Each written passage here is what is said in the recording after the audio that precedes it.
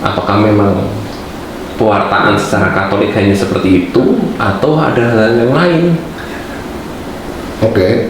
Nah, terus untuk kitab suci sendiri, seksi kitab suci, tadi kalau Pak Indra kan ada termasuk di antara seksi kitab suci, pendidikan segala macam. Kalau untuk seksi kitab suci sendiri gimana nih Pak? Untuk kitab suci, fungsinya sebenarnya tugas utamanya bagaimana mewartakan dan memberikan pemahaman kepada umat-umat, tidak hanya secara teori, tapi benar-benar hidup dalam keseharian umat. Ya.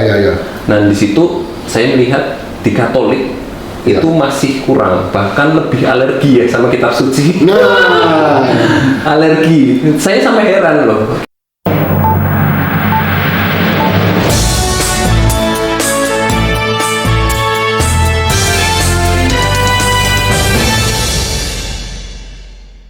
Halo Sobat Sofa, berjumpa lagi di Sofa Podcast. Inspirasi santai. Rocky Sukasari. Ubur-ubur ikan lele, jangan lupa nonton Sofa Podcast ya lele.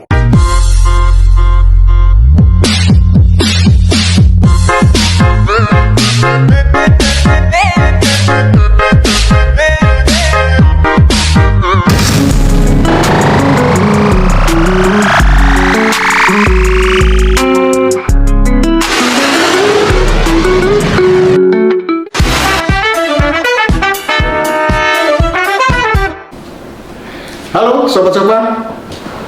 Beberapa waktu lalu ada pembekalan di PPDKP dan pemateri itu ada Romo Habel.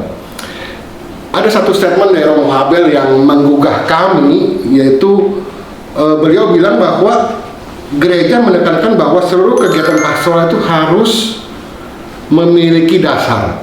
Nah, dasarnya ini adalah misioner untuk mewartakan kabar sukacita. Nah, dan pada kesempatan kali ini kami mengundang bidang pewartaan Paroki Sukasari, yaitu dengan narasumber Pak Indra. Selamat datang Pak Indra. Dan juga dari seksi kitab suci, karena bagaimanapun ini tidak terlepas dari kitab suci. Terima kasih Pak Antoni, terima kasih Pak Indra, selamat datang. Terima kasih.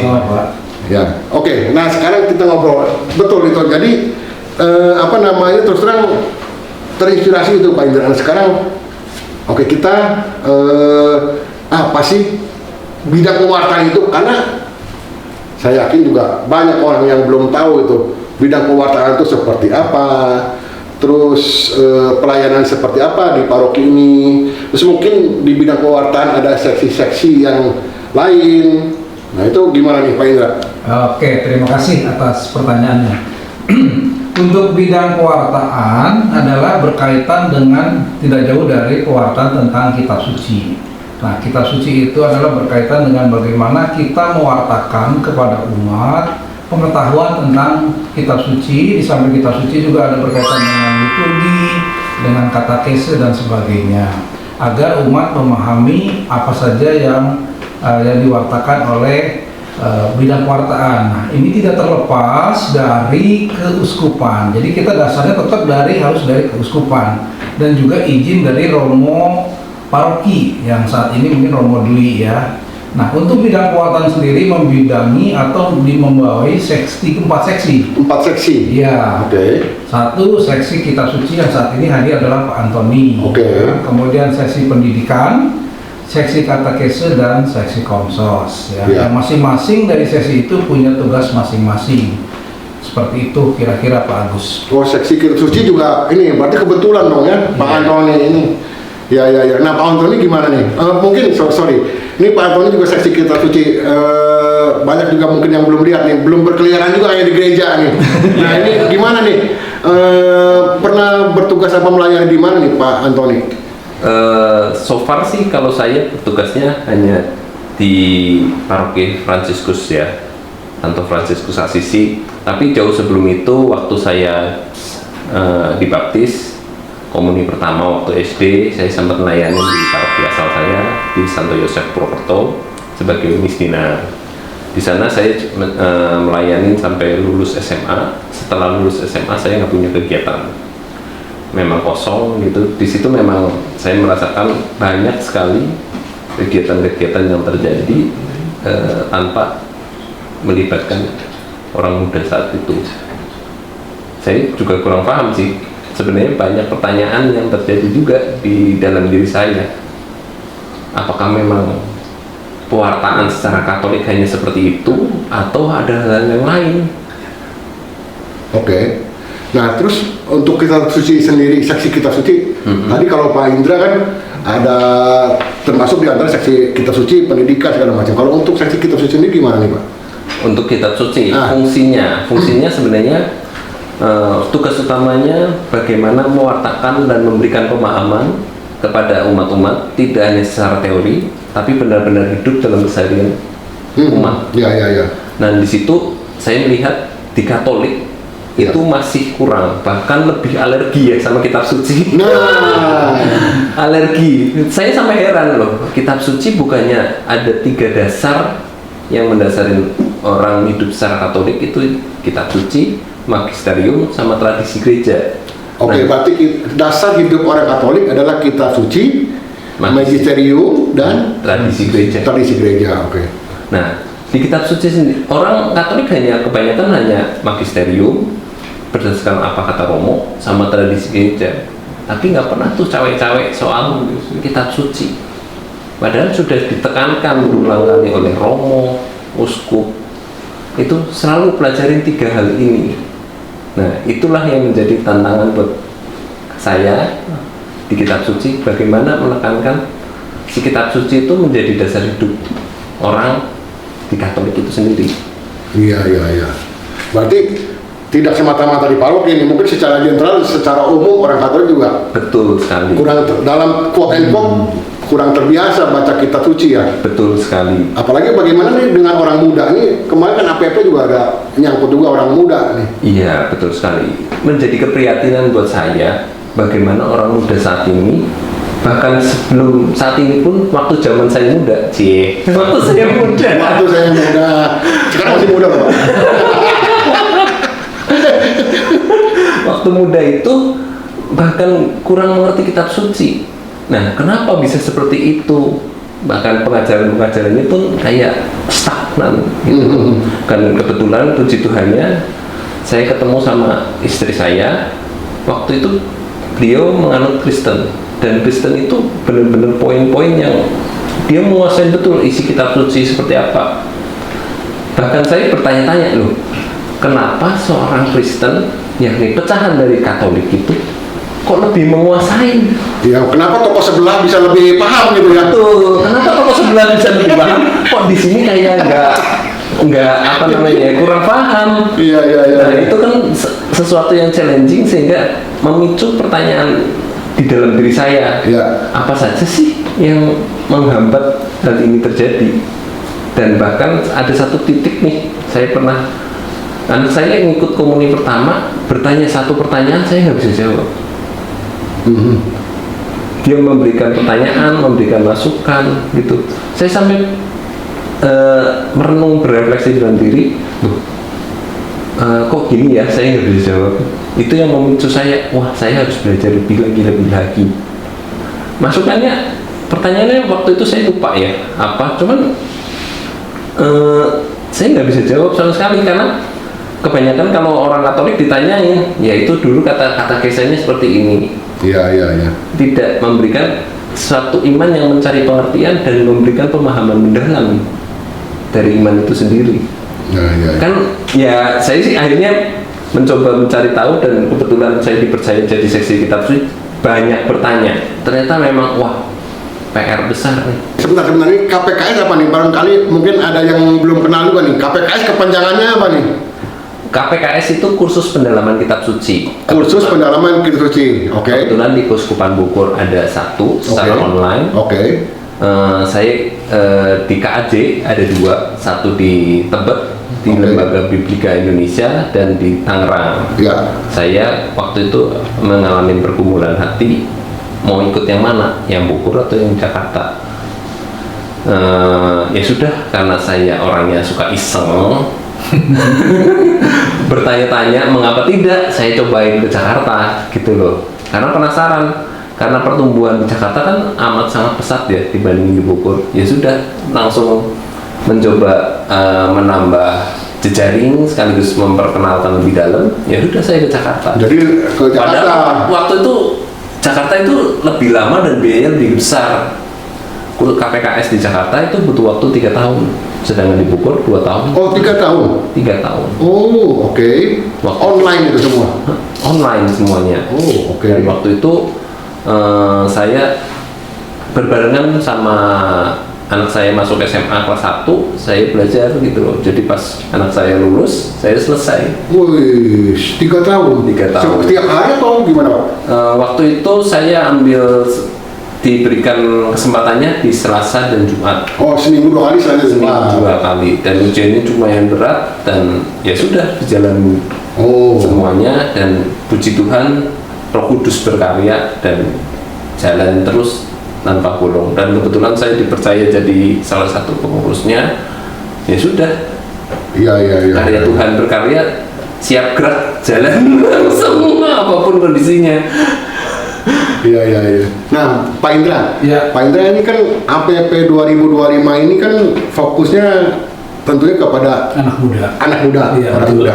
Nah, bagaimana peran bidang pewartaan ini untuk menyebarkan kabar gembira ini kepada kalangan anak muda nih? Iya.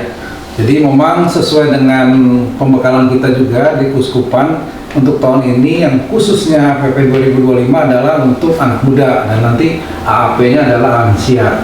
Jadi memang kita ada 4 materi sebenarnya, Pak, dalam pembekalan APP itu untuk materi pertemuannya. Jadi ada 4 materi. Nah, ini yang berkaitan adalah dengan anak muda. Yang pertama adalah menggali dulu, Pak, apa yang menjadi sumber-sumber masalah dari anak muda ini, sehingga kok ada kesenjangan antara anak muda dengan gereja, dengan analisa namanya SWOT atau SWOT.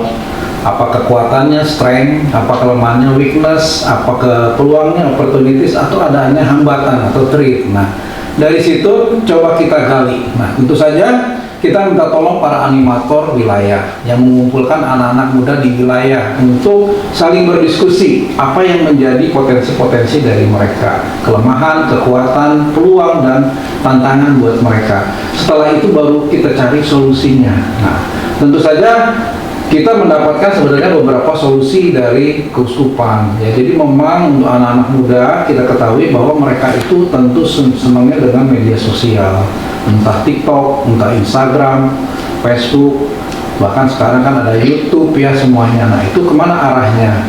Nah, disitulah bentuk perlunya adanya pendampingan daripada anak-anak muda, pendampingan tentu dari kita-kita orang tua, tapi yang berjiwa muda, yang memahami karakter-karakter mereka, seperti itu.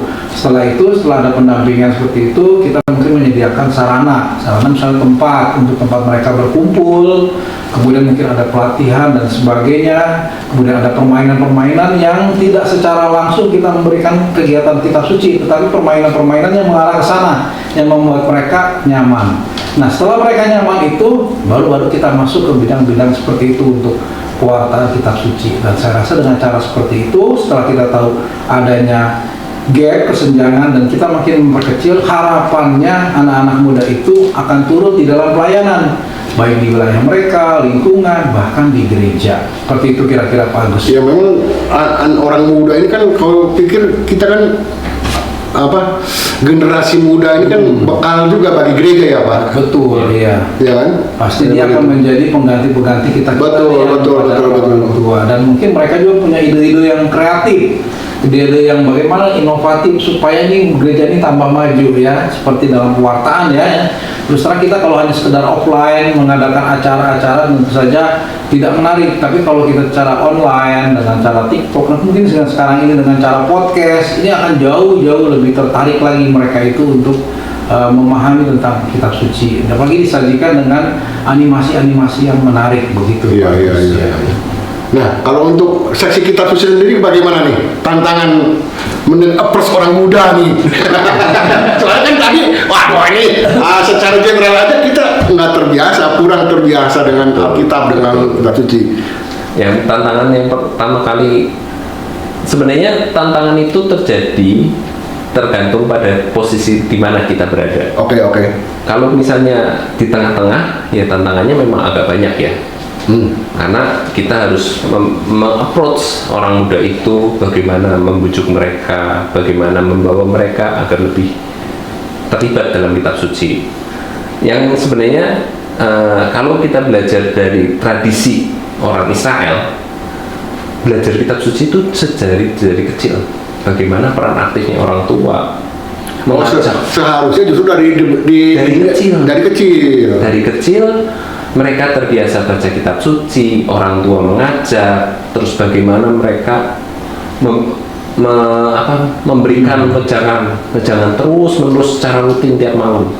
Oh, oke. Nah, dari situ otomatis kan mereka terbiasa bertanya, berdiskusi, sehingga lebih mudah. Tapi kalau misalnya sudah di tengah-tengah, berarti kita harus mengemas suatu kitab suci ini sebagai, let's say kalau kita bilang marketing, suatu produk yang menarik sehingga orang mau melihat, mau memperhatikan, sehingga dari situ orang akan buy in, engage. Ibarat kata kalau di marketing itu, ya sudah, saya mau beli produknya, mau ambil produknya. Kenapa? Saya tertarik dengan isinya, tertarik dengan itu. Dari situ memang banyak sekali kitab suci itu wahyu ilahi yang tersembunyi, dan itu Tuhan sudah begitu baik memberikan rahasia-rahasianya dalam kitab suci sebagai pedoman buat kita hidup sehari-hari. Iya. Nah, dari situ kita sebagai orang yang lebih dewasa, lebih mempelajari itu, kita perlu membimbing anak muda ini, menyediakan waktu. Kebetulan saya sebagai salah satu fasil di Emmaus Journey, kalau tiap kali bawa OMK yang umumnya 2 jam, itu bisa 3 jam, 4 jam. Loh, kenapa tuh? Banyak sekali diskusi. Oh, banyak diskusi, dan mereka lebih tertarik kepada diskusi seperti itu kali ya? Iya, banyak diskusi, banyak ngobrol, Oke. bahkan banyak pertanyaan-tanya. Ini maksudnya apa? Kenapa terjadi seperti ini? Terus bagaimana Tuhan Yesus kenapa disalib? Kehidupan Maria itu seperti apa? Banyak pertanyaan-pertanyaan gitu, dan kita butuh wawasan kan? Butuh pembelajaran lebih lanjut sehingga kita bisa menjawab sesuai dengan konteksnya dan sesuai dengan platformnya lah. Iya. Dan tanpa harus menghakimi mereka. Betul. Bertanya karena mereka pengen tahu. Iya. Bukan apa-apa. Iya. Pengen tahu, dan jangan sampai kita prejudis duluan. Lah kamu kayak gini aja nggak tahu. Nah, kan itu menghakimin kan. Sedangkan Tuhan sudah mengajarin kita nggak boleh menghakimin. Yang berhak menghakimin ya Tuhan sendiri. Iya. Kita cuma bolehnya memfasilitasi, membantu. Bagaimana mereka akhirnya bisa memahami konsep kitab suci, magisterium, dan tradisi secara menyeluruh dan baik.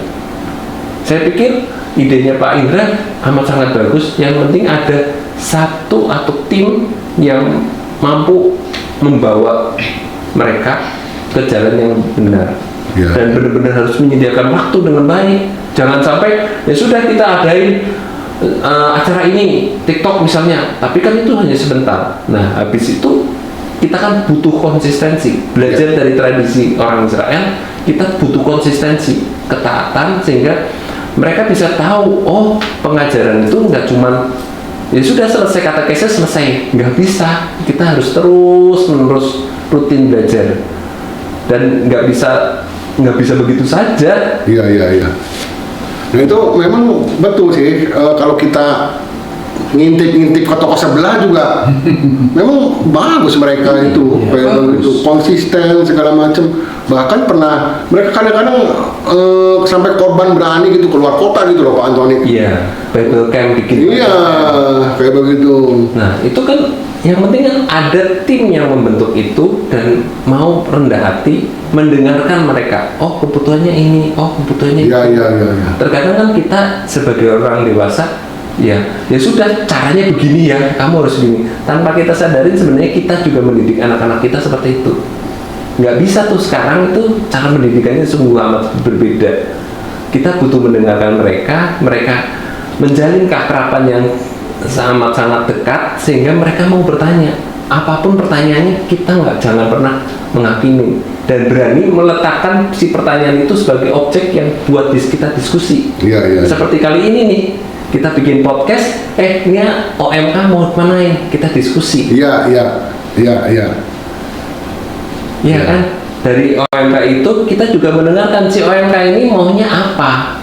Jangan sampai OMK itu ternyata tidak dilibatkan dalam perencanaan ini. Iya. Kan sayang ya, mereka yang mau menjalankan, kita hanya support. Iya. Dalam hal ini kan untuk membangun keberanian dari OMK itu, kita harus memberikan kesempatan. Ya udah, bila terjadi kesalahan, jalanin aja. Yang penting kita evaluasi. Ini ntar jangan begitu ya, baiknya begini. Apa pelajaran apa yang kamu pelajari? Dan jangan underestimate juga sama mereka kan. Itu kalau nggak salah di tema APP yang kedua, kalau nggak salah yang ada cerita Daud tuh apa itu? Iya. Betul ya Pak Indra ya? Ya kan, kalau secara manusia kan, kalau kita melihat orang yang mampu itu secara fisik Pak, misalnya badannya kekal, wajahnya ganteng gitu kan, itu yang pantas untuk jadi dipilih oleh Tuhan ya sebagai pemimpin. Tetapi ternyata Tuhan tidak melihat itu, dia melihat hati. Maka terakhir Daud yang orangnya kecil mungkin ya, cuma wajahnya kamera-merah dan sebagainya, itu dia yang disetujui untuk diurapi sebagai Raja Israel. Jadi seperti itu, nggak boleh underestimate, betul. Jadi apapun yang dilakukan anak muda memang harus diberikan kepercayaan. Betul. Cuma kita tetap menjaga, memonitor, mengawasi dan mengevaluasi mana yang sudah jalan dengan baik, mana yang belum. Jangan belum apa-apa disalahin. Betul. Udah bisa kerja seperti ya udah mereka langsung down dan tidak bekerja. Bahkan tapi yang sekali kalau mereka berhasil, jangan ragu-ragu kita puji. Kita ucapkan terima kasih kepada mereka atas kontribusi mereka, tentu jadi mereka menjadi semangat gitu ya. Mungkin gitu sih Pak Agus kalau mau dengan anak-anak muda, karena saya juga pernah muda. Ya sampai sekarang kita masih muda. Nah, ini kan di era digital nih. Bagaimana pewartaan dan kitab suci dapat lebih relevan dan menarik bagi orang muda? Ya, gitu ya. Jadi memang ini tantangan ya, karena memang media sosial itu sangat-sangat berhubungan dengan keterampilan atau skill ya.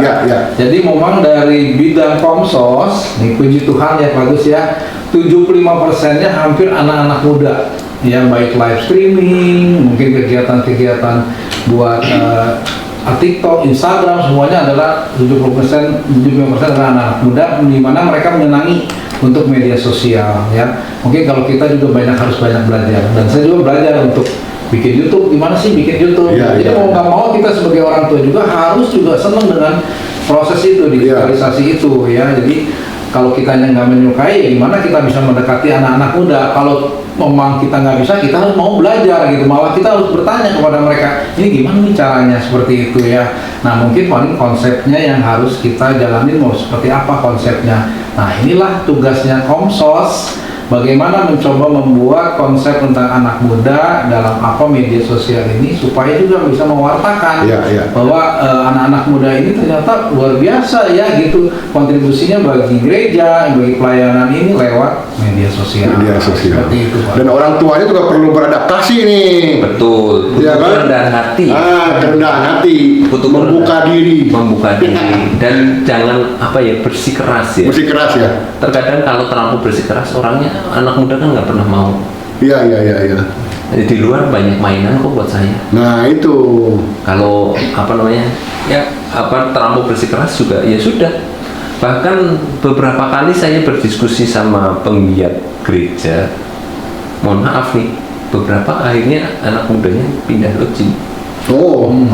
Pindah ke kamar sebelah lah. Pindah ke kamar sebelah. Kenapa? Karena pewartaannya belum total.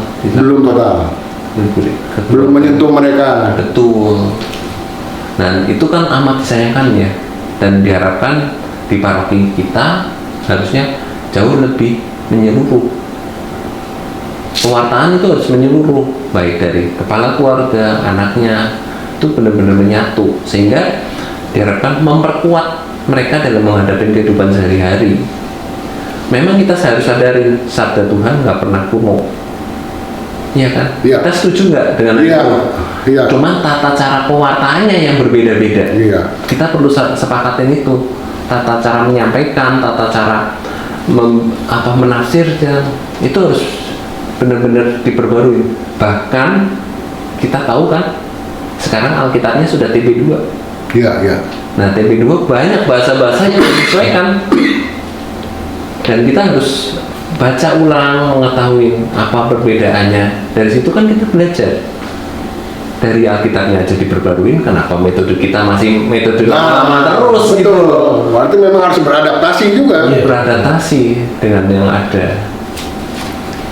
Nah, ini kan kita refleksi ke APP 2025. Itu kan APP 2025 itu menekankan pentingnya inspirasi dari kitab suci. Bagaimana bidang kewartaan dapat mengimplementasikan hal ini bagi kaum muda. Iya. Dari kisah-kisah yang ada di kisah bacaan kitab suci kan ada beberapa tokoh tuh ya. Ya. Nah mungkin juga ini menjadi inspirasi bagi mereka bagaimana tokoh-tokoh itu dipakai Tuhan ya.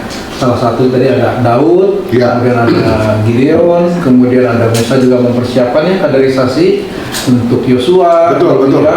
Nah itu kita bisa melihat bagaimana Tuhan kok orang-orang muda itu dipakai Tuhan ya. Jadi mereka bisa melihat bahwa Tuhan tidak hanya melihat orang senior yang pengetahuannya lebih tinggi, tetapi Tuhan lebih melihat hati, bagaimana hati mereka tulus di dalam melayani. Karena istilahnya kemampuan, skill, keterampilan itu nomor 2. Tetapi adalah yang penting adalah kemauan. Mau nggak saya berkarya? Mau nggak saya melayani?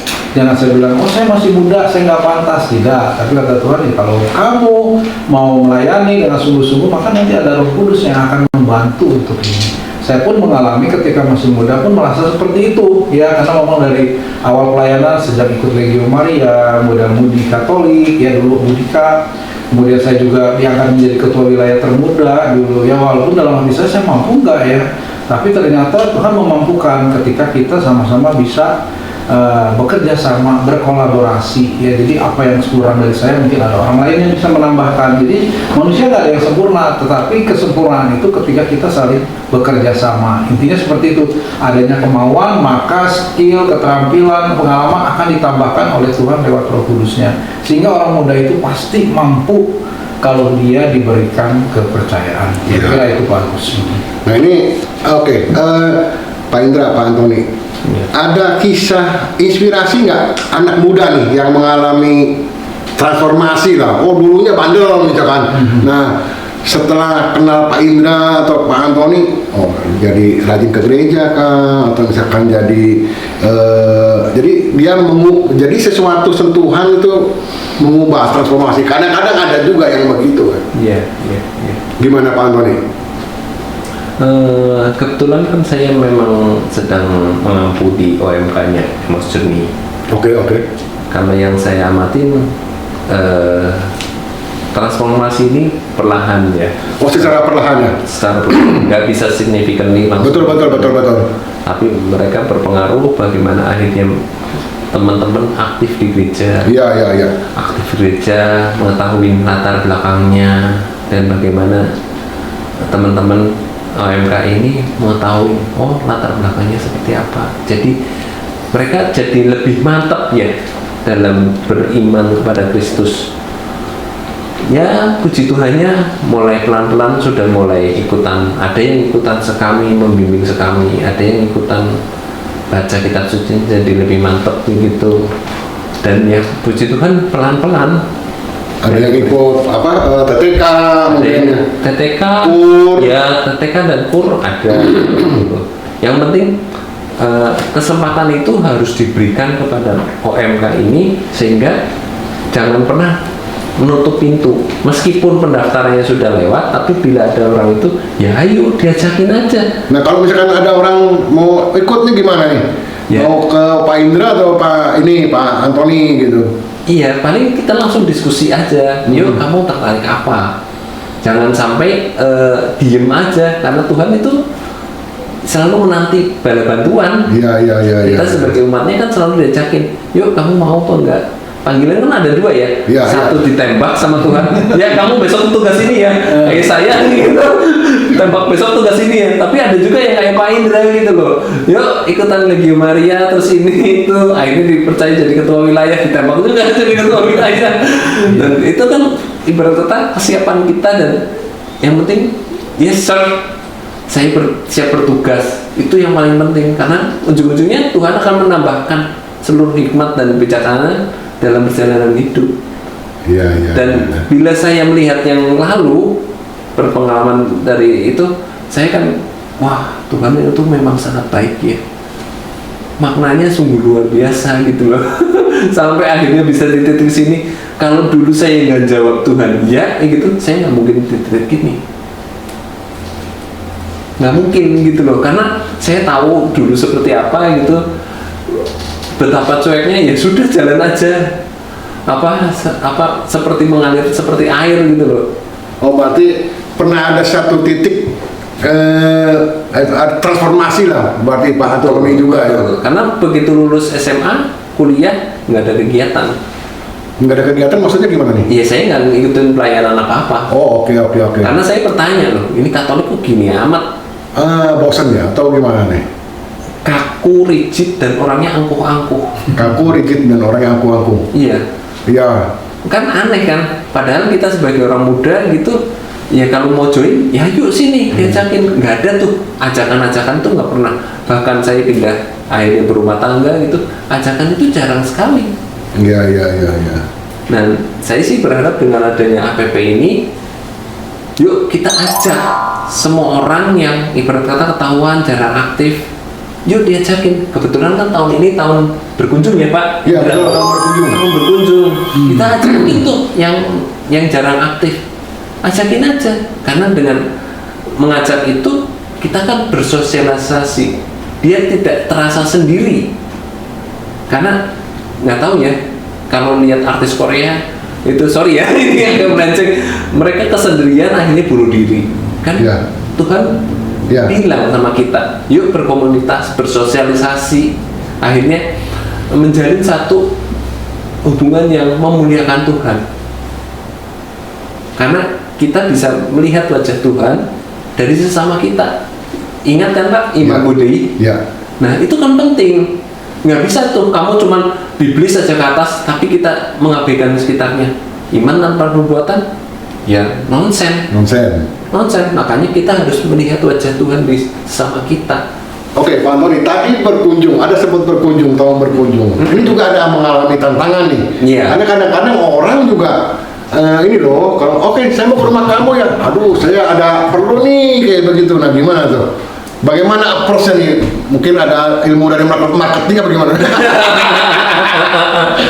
Untuk berkunjung kan kita butuh membangun relasi yang baik ya. Oke. Nggak bisa langsung, besok aku berkunjung tempatmu. Nggak mungkin lah begitu. Kita perlu mendekatin. Pertama-tama dari ketua wilayahnya support apa enggak? Dari ketua wilayah dulu. Ketua wilayah. Dari ketua wilayah support, ketua lingkungan support apa enggak? Ya. Dari ketua lingkungan support, ketua rukunnya bagaimana? Nah, ketua rukun itu kan paling deket nih. Karena yang berhadapan langsung dengan umat adalah ketua rukun ya? Betul, ketua rukun. Nah, kalau ketua rukunnya approach dengan baik, bagaimana memperhatikan umat itu sehingga ini bangun nih, relasinya terbangun dengan baik. Iya. Bila relasinya terbangun dengan baik, umat mau didatengin kan di backup sama ini. Iya. Aku nggak berani nih kalau sendirian, di backup sama ketua rukun. Iya. Di backup lagi ketua lingkungan, otomatis romonya datang juga enak kan. Iya. Siapapun yang berkunjung itu jauh lebih enak menyapa dengan sapaan ini, otomatis bagaimana sih relationship-nya kita jauh lebih nyaman kan? Lebih nyaman. Nah kalau mengacu dari sebelah kan sama tuh. Saya melihat mereka punya jadwal rutin keliling. Betul. Jadwal rutin keliling, kenapa di kita nggak bisa? Kan amat sangat disayangkan. Jumlah lebih banyak, orangnya lebih banyak, dan butuh keakraban. Sehingga kalau di gereja itu semuanya hello bareng-bareng gitu loh. Jangan duduknya begini. Dan itu kan serem ya. Tiba-tiba berjauh-jauhan kayak gitu. Loh ini apa namanya? Jangan-jangan malam tahunnya gara-gara apa ya? Saya pernah ketemu sama tetangga itu, tahunya gara-gara acara apa itu loh. Oh kamu tetangga Katolik toh? Kan itu lucu sekali kan? Tetangga ternyata tetangga gitu loh. Iya. Dan itu apa namanya? Hal yang aneh menurut saya. Dan itulah yang perlu kita perbaiki bersama, PR kita bersama. Tidak tunjuk-tunjukkan ya. ibarat kata PR bersama. Bahkan di waktu sebelumnya nih, Iya. saya sempat dapat tugas dari TPP, ingat nggak ya Pak, yang kita diminta berkeliling tuh, itu sangat menyenangkan loh Pak.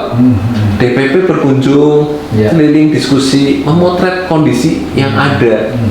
Kita bisa membantu mereka kalau memang butuh bantuan, yuk kita bantu. Iya. Jangan berhubung ini kayak Menara Gading, tidak boleh begitu, karena kita ditunjuk semakin tinggi jabatan kita di pelayanan ini, justru semakin harus melayani, bukan makin begini, bukan Pak, tapi makin ayo saya bantuin gitu loh.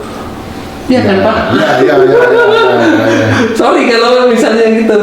Itulah tantangannya, bagaimana kita merendahkan diri kita serendah-rendahnya. Toh Tuhan Yesus juga sudah merendahkan serendah-rendahnya kan. Dicaci maki, disiksa, bahkan mati di kayu salib. Di zaman Israel kan itu orang hina tuh. Justru dengan kematiannya di kayu salib dia dimuliakan. Betul kan Pak? Betul. Nah, bagaimana kita kehidupan kita sehari-hari butuh semakin melayani kan? Bagaimana kita mendengarkan sesama kita, benar-benar mendengarkan. Jangan sampai kita punya prejudis duluan. Alah kamu alah kamu ini mau ngapain? Tahu apa sih kayak Dan itu yang sering kita lakukan ke OMK. Oh, iya. Coba kalau kita sama-sama dengerin gitu sama itu, coba taruh objeknya di meja, kita duduk bersama, amatin betul-betul seperti apa kondisinya. Jangan sampai subjektivitas kita ikut dalam situ. Cuma kita bukan diskusi namanya kan. Iya. Perlu kerendahan hati, kebijakan kita yang lebih dulu di OMK kan Pak. Betul, harus ngomong juga, ada jiwa ngomong. Kalau Begitu kan. Kita pernah muda. OMK itu pernah tua nggak pernah. Iya. Kan malu kita. Harusnya dengan umur kita yang lebih, jumlahnya lebih banyak, harus bisa ngomong mereka, membawa mereka jauh lebih. Ini arahnya ke sini ya. Tapi sekali lagi biarkan mereka berkreasi. Yang penting kita khusus kasih guideline. Even guidelines kita dilanggar pun, ya sudah, toh kita ada evaluasi. Iya.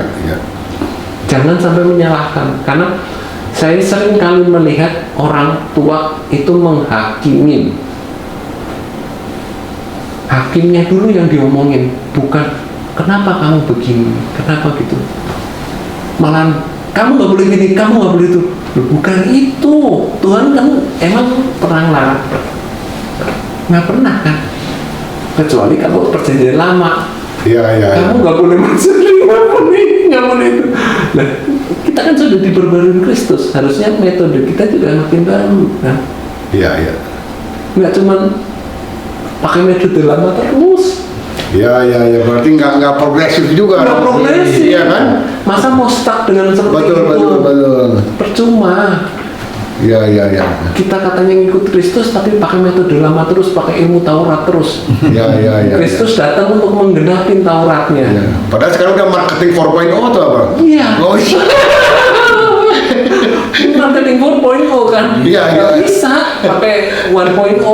Iya, 1.0 udah nggak berlaku. Tinggalan dan orang akan begitu melihat apa sih ini gitu loh. Dan butuhnya Katolik di situ Pak. Iya. Nah ini apa? Pak Indra, untuk harapan nih, ya kan? Dari bidang pewartaan dan mungkin dari saksi kitab suci terhadap orang muda, karena ini. Nah, gimana nih harapannya terhadap orang muda, Pak? Jadi sebenarnya kalau kita mengacu pada satu ayat itu ya, dahulukanlah kerajaan Allah, maka segala sesuatu akan ditambahkan kepadamu. Jadi berdasarkan pengalaman saya, ketika memang kita pelayanan, ya bukan karena kita kepandaian kita, sekali lagi bukan karena keterampilan kita, tetapi kemauan kita untuk berkarya. Jadi harapannya anak-anak muda itu ada rasa keinginan untuk melakukan pelayanan, baik di wilayah, di gereja, di lingkungan dan sebagainya. Tapi percayalah, ketika kalian itu melayani dengan baik, Tuhan tidak tutup mata, berkatnya itu melimpah. Entah lewat pekerjaan, kamu mudah banget mendapat pekerjaan. Entah lewat jodoh, kamu juga dapat jodoh yang terbaik. Jadi segala sesuatu tuh Tuhan berkati. Apa yang kamu inginkan Tuhan berkati. Bahkan yang kamu nggak pikirkan Tuhan berkati. Kesehatan kita mungkin diberkati juga. Jadi ketika kita benar-benar sungguh-sungguh melayani Tuhan dengan baik, itu Tuhan akan memberikan berkat yang melimpah buat kita. Itu udah dibuktikan dari ayat itu, bahwa ketika kita mendahulukan kerajaan Allah dengan segala sesuatunya, maka semuanya akan ditambahkan kepadamu. Luar biasa. Jadi seperti itu. Inspirasinya luar biasa nih, inspirasinya. Pak Antoni gimana nih dari kitab suci ini? Dari kitab suci, Harapan terhadap anak muda nih. harapan terhadap anak muda sebenarnya kita tinggal menerapkan. Kalau kamu sudah menerapkan keinginan tahuan kamu terhadap duniawi, baiknya kamu juga menerapkan keinginan tahuanmu terhadap surgawi. Oke. Jangan cuman duniawi saja yang dicari-cari. Seringkali memberikan kebahagiaan yang hampa. Dan kita perlu mencari kebahagiaan sejati itu cari di mana sih? Jadi statementnya bagus ini. Jadi apabila kamu sudah mengetahui keingintahuan duniawi, jangan lupa mencari keinginan tahuan terhadap surgawi. Berarti ada keseimbangan, balancing of life. Terkadang kan kalau orang muda itu begitu lulus kuliah, wah ngejar karirnya setengah mati, luar biasa kan? Iya. Apa aja dikejar, tapi di satu titik kok rasanya kosong gitu. Ya, betul. Rasanya kosong, dan disitulah kamu harus di titik itu berefleksi diri dan punya bekal mencari Tuhan dengan baik. Iya. Karena kalau sudah punya bekal itu, kamu akan punya kedamaian. Karena seringkali kekosongan itu mencarinya di tempat yang salah, tidak di gereja, tidak di kitab suci, tapi mencari kesenangan yang lain, bahkan mohon maaf nih di agama lain, dan itu kan amat sangat disayangkan ya. Dan perlu kebijakan kita sebagai yang tua-tua nih. Iya. Kalau misalnya tahu ada yang kosong, ada yang ini, yuk kita berkunjung ke sana, datengin, ajakin. Iya. Jangan diem aja. Jadi kita juga yang kita yang lebih banyak melihat matahari lebih dulu lah kayak begitu. Iya, lebih banyak itu justru lebih berani ngajakin. Dan terkadang juga kan ada orang tua yang ya kenal anaknya juga taunya beritanya malah dari teman-temannya, kan itu lucu ya. Iya. Dan kita yang harus lebih mendengarkan, berkarya ke mereka dengan baik gitu. Jangan sampai ketinggalan berita ya. Perlu benar-benar mendengarkan, perlu benar-benar memperhatikan. Jangan dicuekin lah. Jangan dicuekin. Justru kita juga harus juga mencari domba-domba juga ya, mungkin ya anak-anak muda itu, termasuk juga lansia. Bagaimana kita menjadi support system buat mereka? Iya. Oke, terima kasih Pak Sama-sama Pak Wis. Indra dan Pak Antoni. Makasih ya. Ngobrol-ngobrolnya Seru ya. seru. Boleh ini nanti kita edisi berikutnya. Oke, pemirsa, sobat-sobat, itulah bincang-bincang kami bersama Pak Indra dan Pak Antoni. Semoga pasti ini, karena kami yakin dalam setiap cerita, dalam setiap sofa itu ada makna. Bye-bye. Halo sobat-sobat dan teman-teman, bagaimana dengan bincang-bincang kami? Asik kan? Jangan lupa follow IG Bidang Kekuatan di bawah ini. Dan jangan lupa juga subscribe Sofa Podcast, like, comment, and share ya.